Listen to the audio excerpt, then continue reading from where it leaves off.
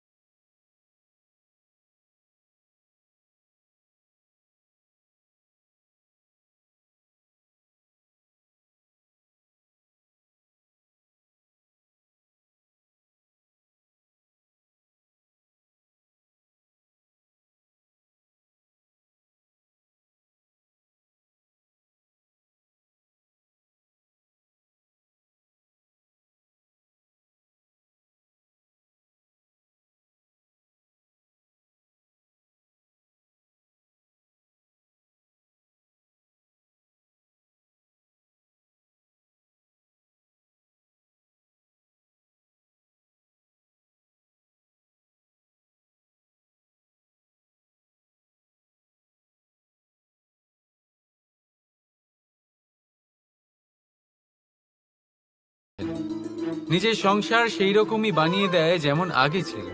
এমন কেন?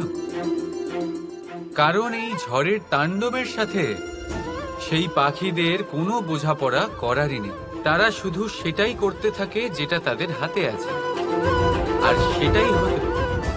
আর এটাই হলো সুখী জীবনের মূল মন্ত্র। যেটা আপনার হাতে নেই তা নিয়ে বিলাপ করে আপনার কোনো লাভ হবে না। মনোসংযোগ তাতেই করুন যা আপনার হাতে রয়েছে। যা বদলে গেছে তাকে আপনি আবার বদলাতে পারবেন না, কিন্তু যা আপনি বদলাতে পারবেন তাতে মনোসংযোগ করুন। এই জীবনে একটু ধনাত্মক হয়ে উঠুন, দেখবেন সব শুভ হবে। রাধা রাধা। ছোটবেলায় একটা জিনিস আমি কখনো বুঝে উঠতে পারিনি। আমি সবসময় আশ্চর্য হয়ে থাকতাম যে এটা কি করে সম্ভব হতে পারে। ব্যাপারটা ছিল এরকম, আমি আমাদের গোয়াল ঘরে দেখতাম ভিন্ন ভিন্ন রং রূপের গাভী। কারোর রং কালো তো কারোর রং সাদা, কেউ খয়েরি তো কারোর রং বাদামি। এবার আমি দেখতাম কারোর কারোর শিং বড় তো কারোর এত ছোট যে দেখাই যায় না। কোনো গাভী আকারে ছোট ছিল তো কেউ একটু বড়। কিন্তু যখন সেই সব গাভী দুধ দিত তখন আমি দেখতাম সেই সব দুধ সমান, রং সমান, স্বাদ সমান, গুণও সমান আর সমান পুষ্টিও। এবার আমি এটা বুঝতে পারতাম না। আমার দৃষ্টিতে তো সমস্ত গাভী আলাদা আলাদা ছিল। আমি ভাবলাম আমি মাকে জিজ্ঞেস করি। মাকে জিজ্ঞেস করলাম। মা আমাকে বললেন, কানাই, রং রূপ পাল্টালেও গাভীদের বাস্তবিকতা তো পাল্টায় না। গাভী তো গাভীই থাকবে। এবার আমি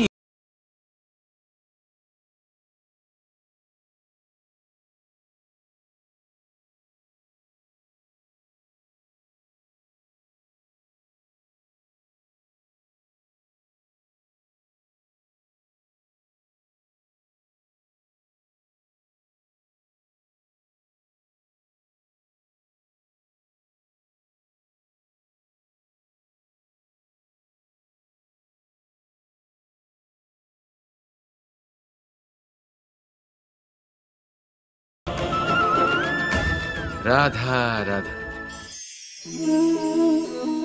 সাগর, কত বিশাল হয় এই সাগর, কি না করতে পারে।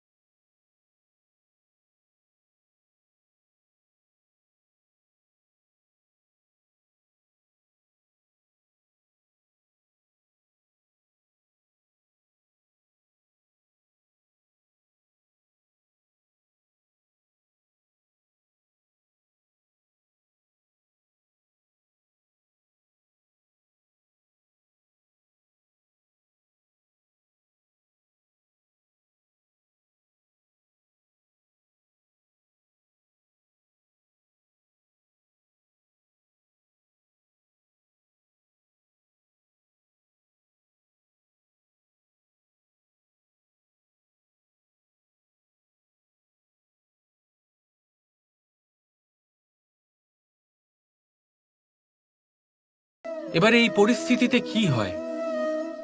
আপনি ক্রুদ্ধ হয়ে যান, তার উপরে আপনি রেগে যান, তাকে তিরস্কার করেন, আর তারপরে সেই কাজ সম্পন্ন করতে আপনি নিজেকেই নিযুক্ত করেন, আর শেষ পর্যন্ত সেই কাজ সম্পন্ন হয়েই যায়। এবার এই বিষয়ে সমস্যা সেই ব্যক্তির চেষ্টায় নয়, সমস্যা আপনি যে সেই ব্যক্তিকে ভরসা করলেন তার ছিল। আমরা অন্যের প্রতি ভরসা করাকে প্রথম পদক্ষেপ বানিয়ে নিই, আর নিজের উপরে বিশ্বাসকে শেষ সম্বল। কিন্তু তার বদলে এটাই হওয়া উচিত যে নিজের উপরে ভরসাকে আমরা প্রথম পদক্ষেপ বানাই, তাকে নিজের সহায় মানতে হবে। যদি আপনি এমন করেন তাহলে পরিণাম আরো সুখকর, আরো আনন্দদায়ক হবে। তাই মনে রাখবেন, এই সংসারে আপনার সব থেকে বড় ভরসা আর কেউ নেই। এই সংসারে আপনার সব থেকে বড় রক্ষাকর্তা আর কেউ নেই, বরং আপনি নিজেই। রাধা রাধা। আসুন আপনাকে একটা প্রশ্ন করি।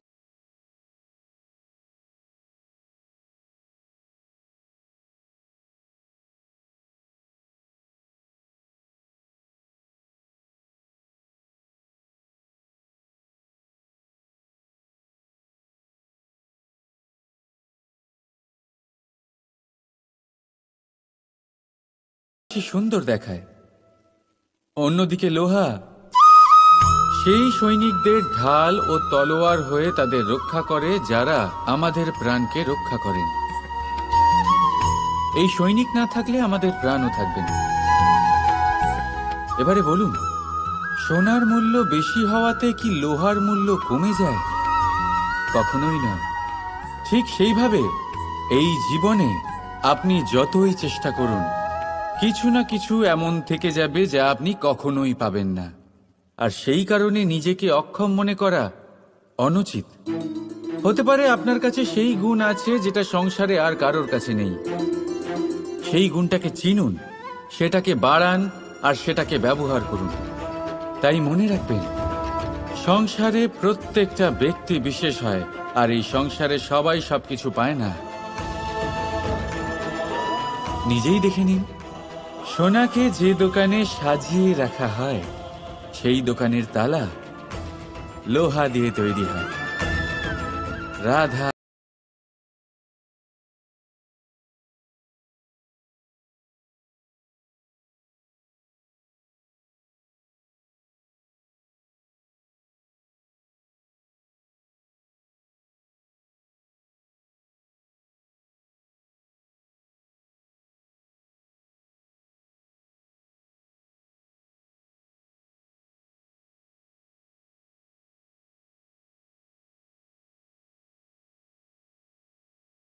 খরচ করেও একটা জিনিস আমরা কিনতে পারবো না, আর তা হলো একটা মুহূর্ত।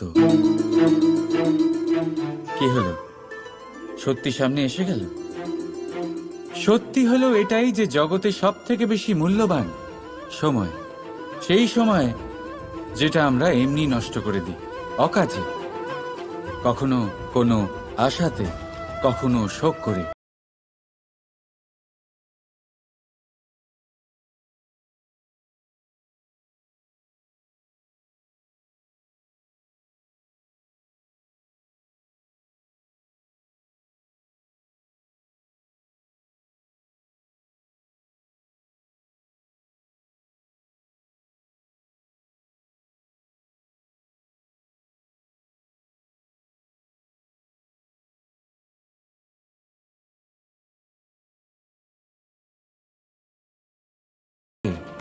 কৃতজ্ঞতার হাসি ফুটিয়ে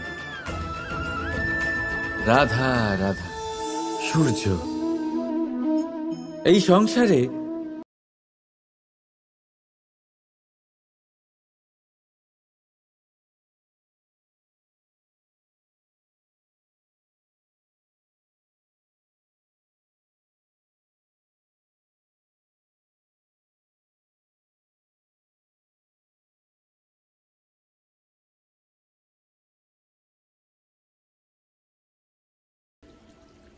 সেই লাল রঙের আভা, সেই সৌম্যতা, সেই একই শান্তি।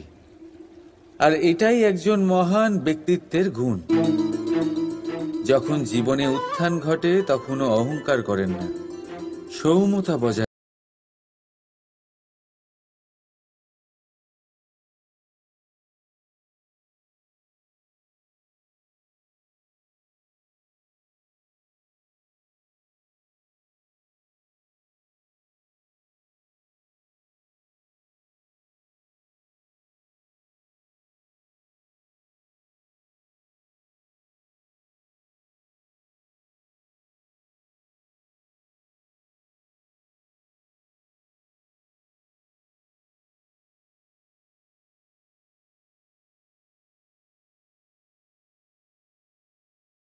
এই মুহূর্ত অবশ্যই চলে যাবে।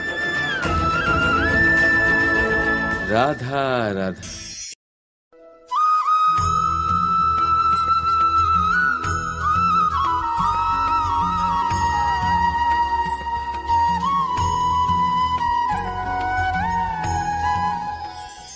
আপনি ওই কথাটা নিশ্চয়ই শুনেছেন, যখন ভগবান একটা দরজা বন্ধ করেন তখন অন্যদিকে অনেক দরজা খুলে দেন। এবার এই দরজা, এই সমস্ত পথ আমরা দেখতে পাই না, অনেক সময় আমরা বুঝতে পারি না, হারিয়ে যায় সব। কখনো কখনো মনে হয় যে এই কথাটাই মিথ্যে, কিন্তু আসলে তা তো নয়। তাহলে হারিয়ে যায় কেন? কারণ আমরা সময় নষ্ট করি এই দরজার দিকে তাকিয়ে থেকে।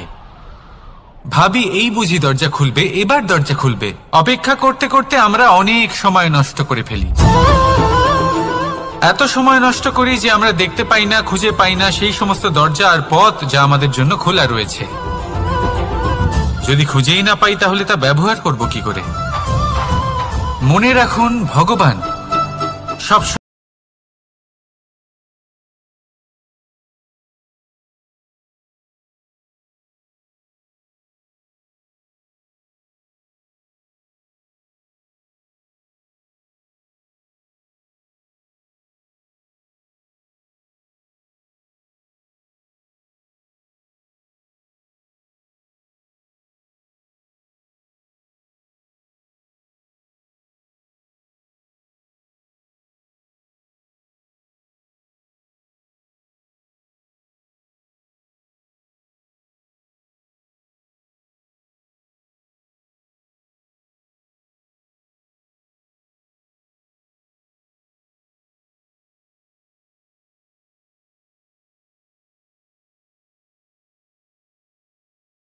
পথ খুঁজে পাবেন।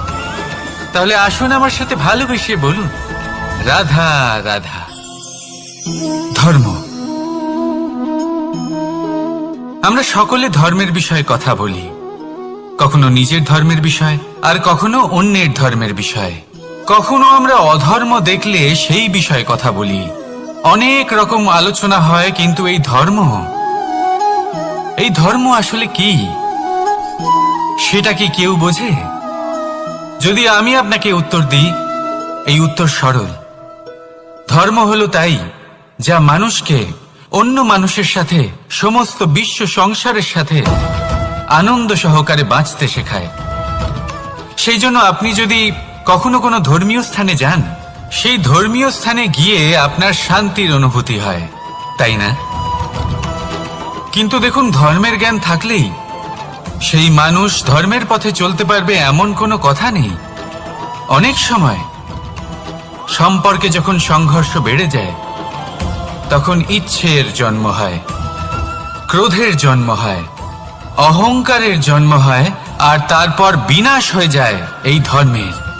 সেই জন্য দ্বিতীয় সবথেকে গুরুত্বপূর্ণ গুণ যা আমার সারথীর মধ্যে থাকা উচিত, তা হলো ধর্মবীর হওয়া। এবার দেখতে হবে সেটাই যে কে হবে সেই ব্যক্তি যিনি এই স্বয়ম্বরে নিজের ধর্মে অটল থাকবেন। কারণ সেই ব্যক্তি এই সংসার থেকে সরে এসে ধর্মের পুনঃস্থাপনের এই মহাকার্যে আমার সারথি হতে পারবেন।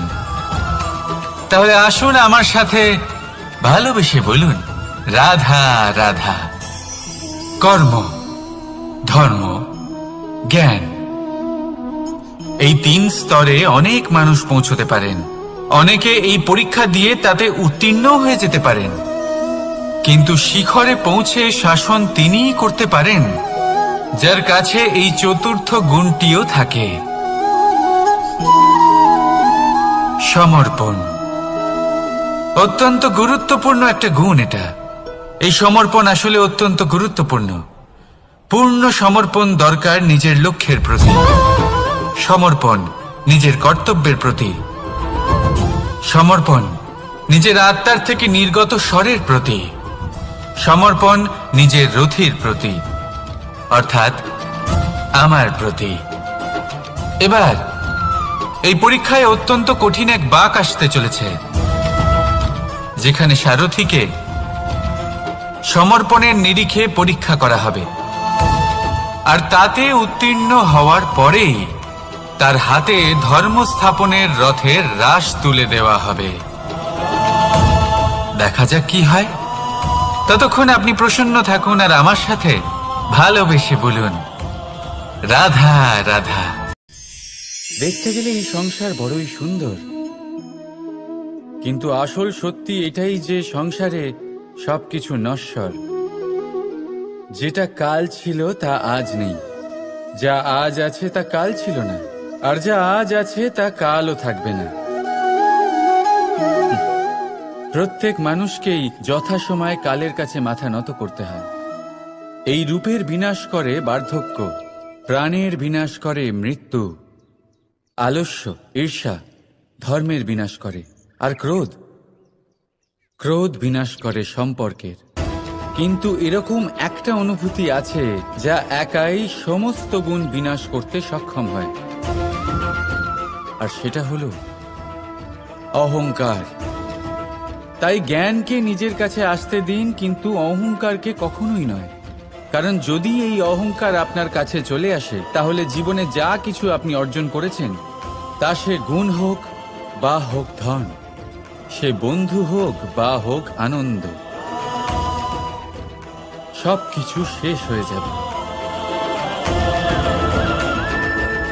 রাধা রাধা। এই পাথর দেখতে পাচ্ছেন আপনি, কত গোল।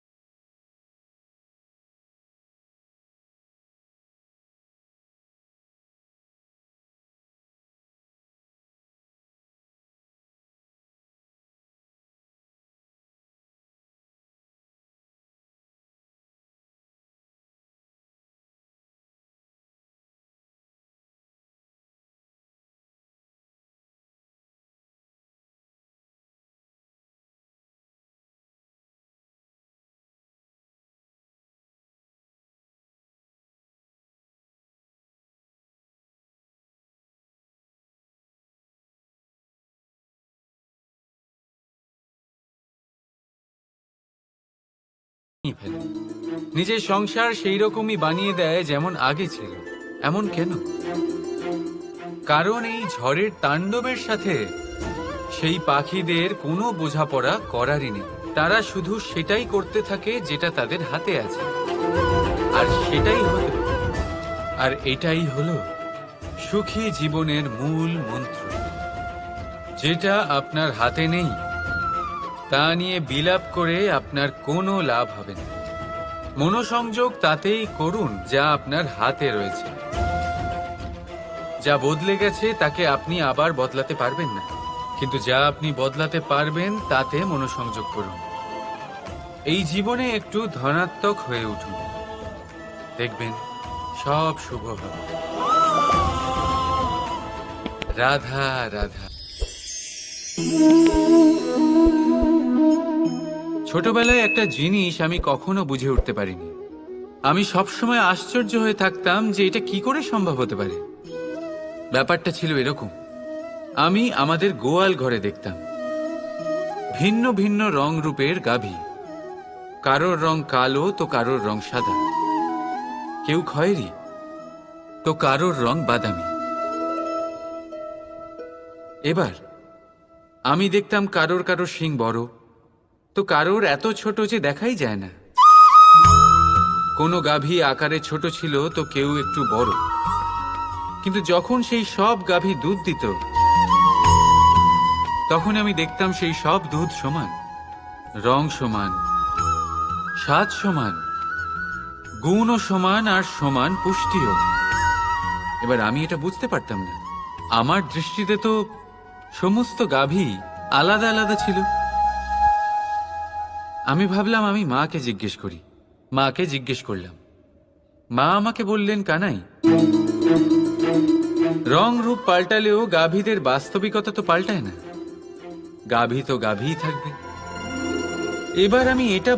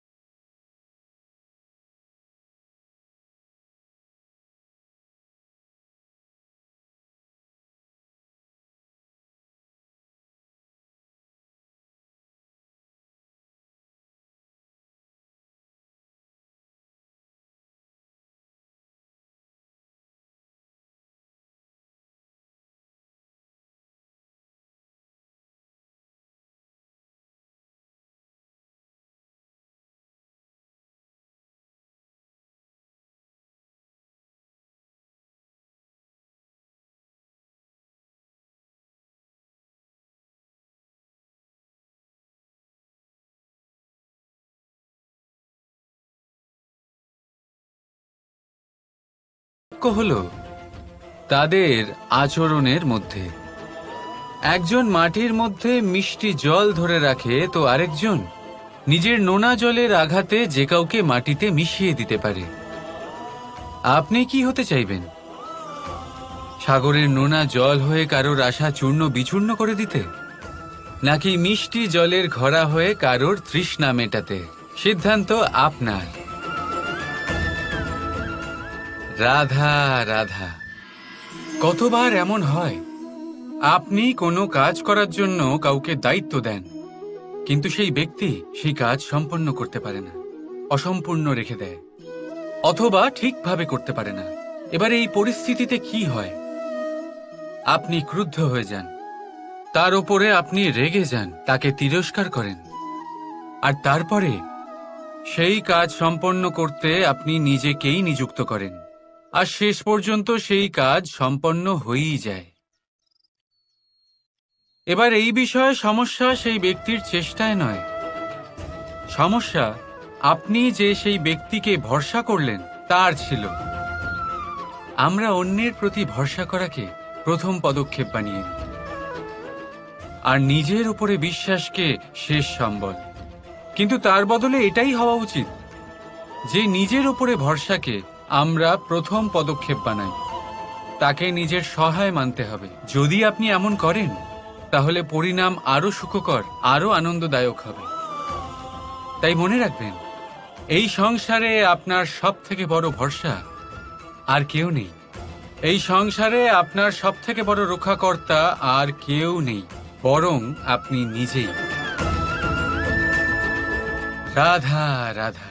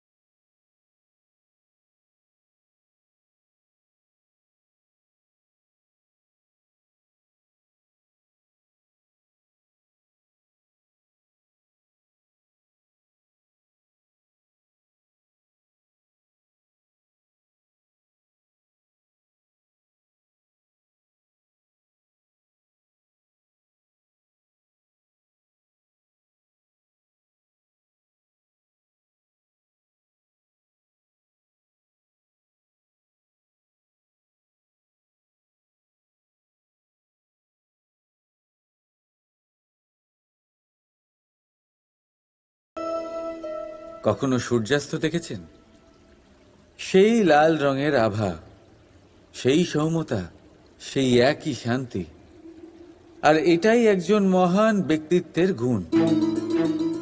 যখন জীবনে উত্থান ঘটে তখনও অহংকার করেন না, সৌম্যতা বজায় রাখেন। আবার যখন জীবনে ক্ষতি হয় তখনও সৌম্যতা বজায় রাখেন। যদি আপনিও চান সূর্যের মতো আপনি সম্মান পাবেন, তাহলে সূর্যের মতন হন। যখন জীবনে আনন্দ আসে, কুশল আসে, তখন সীমা লঙ্ঘন করবেন না। যখন জীবনে দুঃখ আসে, কষ্ট আসে, বিনাশের পথে অগ্রসর হবেন না। সৌম্য থাকুন, শান্ত থাকুন, সূর্যের মতো চকচক করতে থাকুন। কারণ সব মুহূর্তের মতোই এটাও একটা মুহূর্ত। তাতে আপনি আনন্দ লাভ করুন বা পান দুঃখ, এই মুহূর্ত অবশ্যই চলে যাবে। রাধা।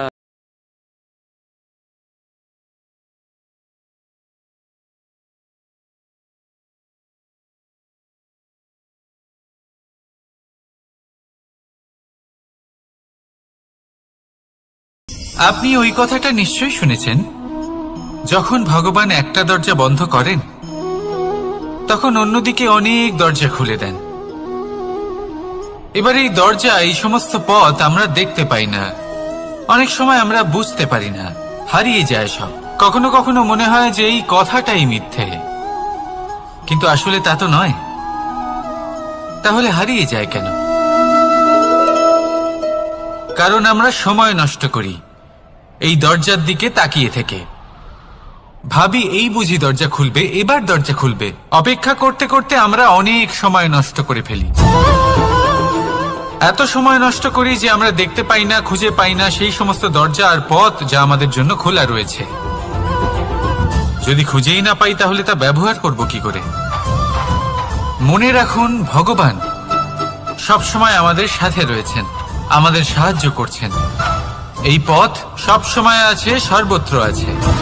দরকার রয়েছে শুধুমাত্র দৃষ্টির, দৃষ্টিভঙ্গি এবং ভাবনার। এই দৃষ্টিকে বিস্তৃত করুন, এই দৃষ্টিভঙ্গিকে ধন্যাত্মক করে তুলুন।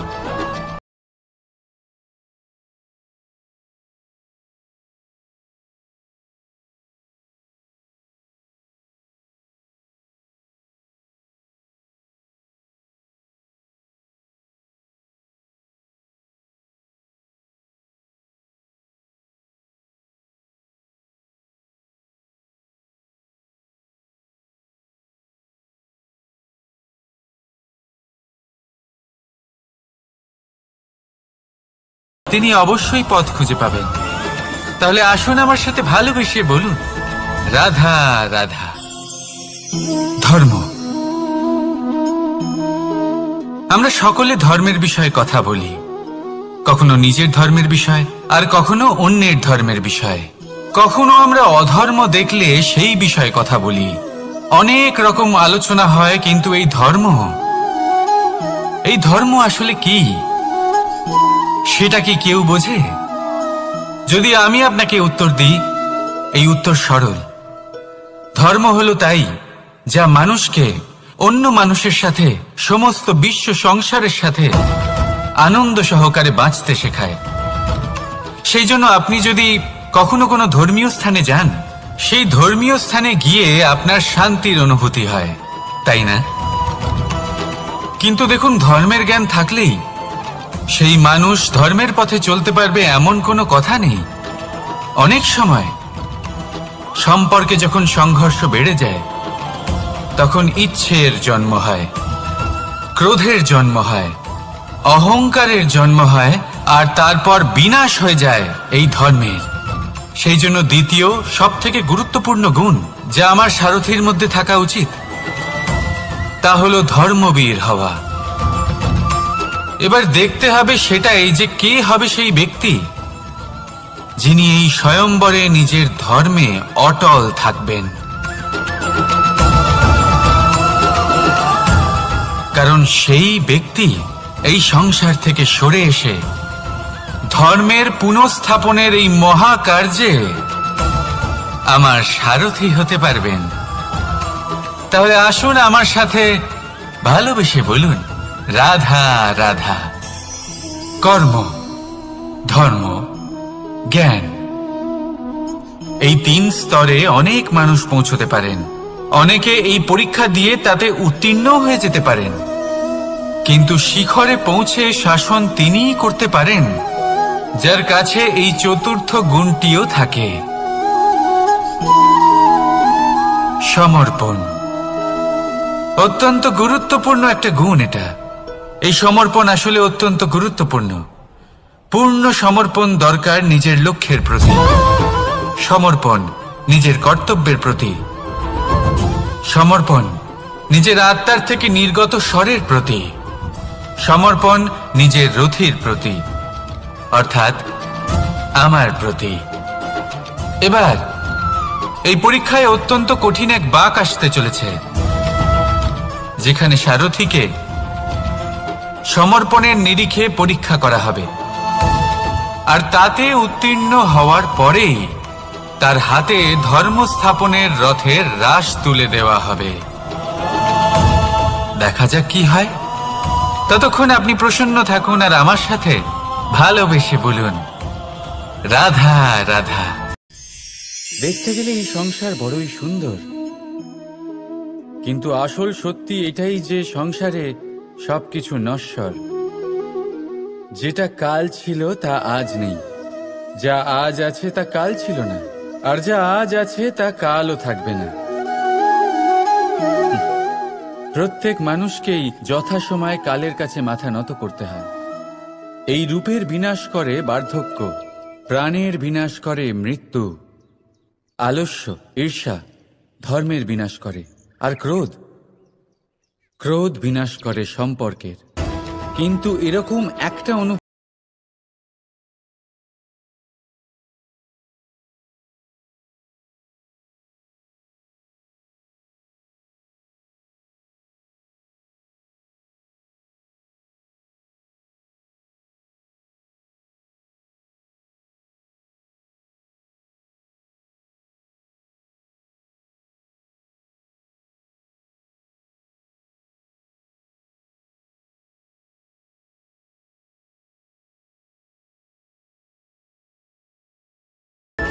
রাধা রাধা।